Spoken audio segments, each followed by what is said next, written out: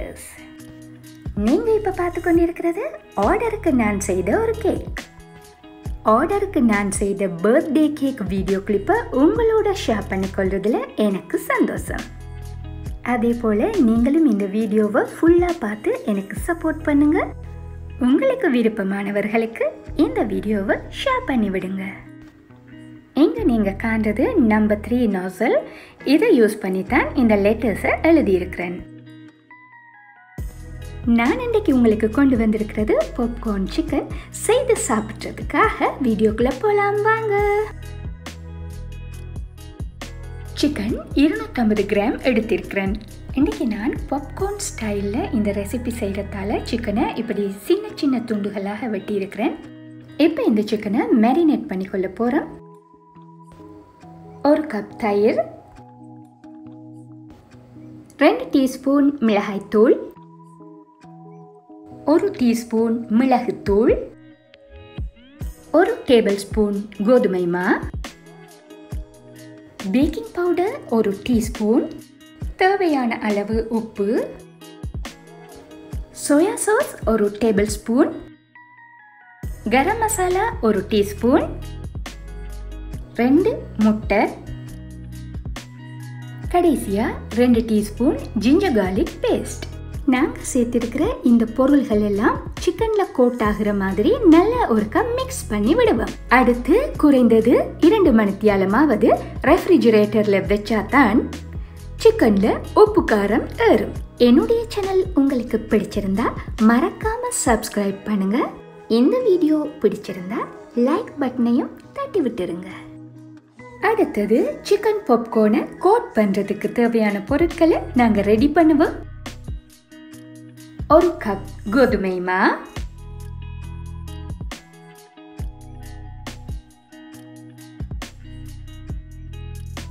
1/2 cup cornflour, 1 teaspoon மிளகுத்தூள்,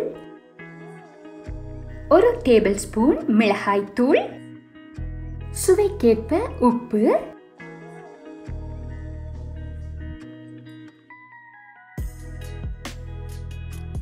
1/2 teaspoon சீரகத்தூள்.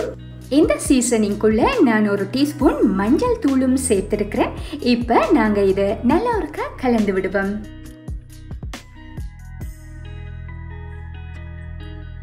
நல்லா ஊறி ஃப்ரிட்ஜில் இருந்து எடுத்த சிக்கன் துண்டுகளை ரெடியாக இருக்கிற சீசனிங்கில் கோட் பண்ண போகிறோம். இதுக்குள்ளே இருக்கிற லிக்விடை விட்டுட்டு சிக்கன் பீசஸை மட்டும் எடுத்து இங்கால இருக்கிற சீசனிங்குள்ளே போடுவோம். சிக்கன் பீசஸை தண்ணியோடு எடுத்தால் மாவெல்லாம் ஈரமாகிரும், பிறகு மா போதாமல் போயிடும். ஸோ சிக்கன் துண்டுகளை சீசனிங் டிஷ்ஷில் ஒரு சைடில் இருந்து கோட் பண்ணி கொண்டு வருவேன். இது ஃபர்ஸ்ட் கோட்டிங், செகண்ட் கோட்டிங்கும் செய்ய இருக்கு. ஸோ இந்த ஸ்டேஜில் கொஞ்சம் லைட்டாக கோட் பண்ணி உதறி எடுத்துக்கொள்ளுவேன். ஃபர்ஸ்ட் கோட்டிங் செய்து முடிச்சிட்டோம். சிக்கன் மேரினேட் பண்ணின அதே பவுலுக்குள்ள ஐஸ் கியூப்ஸ் ஆட் பண்ணுறேன்.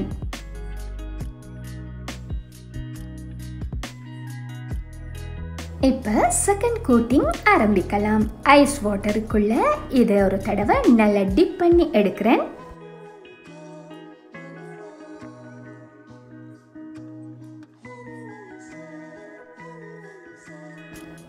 மறுபடியும் அதே மைதா மாவுக்குள்ள போட்டு சிக்கன் தெரியாத அளவுக்கு நல்ல மாவை ப்ரெஸ் பண்ணி கோட் பண்ணிக்கொள்ளுவோம். கையை யூஸ் பண்ணி செய்கிறோம்டா கையில் அதிகமாக மா ஒட்டி கொள்ளுது. ஸோ அடிக்கடி கையை கழுவிக்கொள்ள வேண்டி இருக்கும்.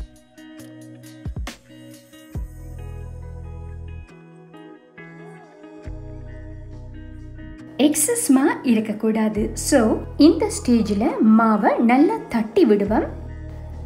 அவ்வளவுதான் கைஸ், சிக்கன் எல்லாம் கோட் பண்ணி ரெடியாக இருக்கு. எண்ணெயும் சூடாக இருக்கு. இனி பொரிக்க போகிறோம்.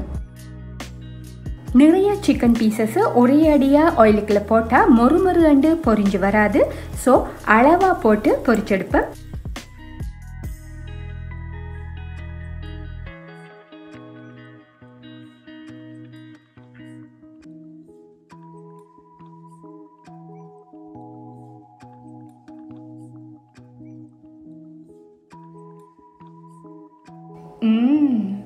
KFCல போயிட்டு சாப்பிட்ற சிக்கன் பாப்கார்ன் நம்ம வீட்டு கிச்சன்லையும் ரெடி ஆகிடுச்சு. பாருங்க ஃப்ரெண்ட்ஸ், எல்லாம் நல்லா பொரிஞ்சு மொறு மொறு வேண்டி இருக்கு. இப்போ நாங்கள் இதை வெளியில் எடுத்து வைப்போம்.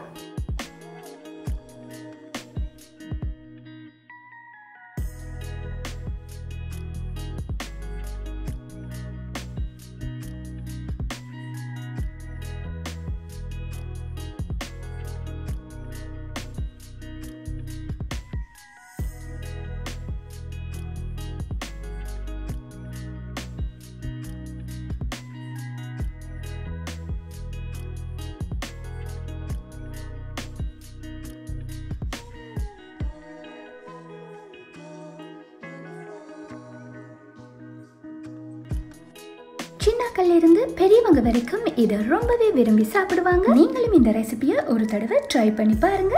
உங்க ஃபீட்பேக்ஸ் கீழே கமெண்ட் பண்ணுங்க. இன்னும் ஒரு சூப்பரான ரெசிபியோட உங்கள் அனைவரையும் மீண்டும் சந்திக்கிறேன். அது வரைக்கும் keep watching us and keep smiling.